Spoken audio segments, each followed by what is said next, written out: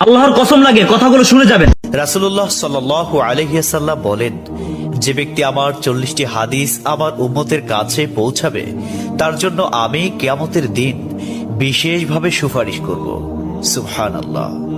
Number 2, মানুষের মধ্যে যারা মৃত্যুকে বেশি করে স্মরণ করে এবং তার জন্য প্রস্তুতি নেয় তারাই সবচেয়ে বুদ্ধিমান। নাম্বার 3, প্রত্যেক জিনিসের জাকাত আছে আর দেহের জাকাত হচ্ছে রোজা। নাম্বার 4, যে তার সময় আল্লাহর জন্য ব্যয় করে না তার জন্য জীবন অপেক্ষা মৃত্যু শ্রেয়। নাম্বার 5, যারা সব সময় ইস্তিগফার তথা ক্ষমা প্রার্থনা করে তাদের সাথে উঠা বসা করুন, কেননা তাদের হৃদয় সবচেয়ে কোমল হয়। নাম্বার 6, তুমি যত সিজদা দিবে আল্লাহ তত গুণা তোমার মাফ করে দিবেন। সুবহানাল্লাহ। নাম্বার 7, আল্লাহর কসম লাগে কথাগুলো শুনে যাবেন।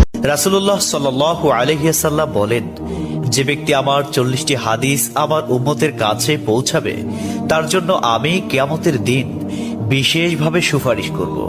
সুবহানাল্লাহ।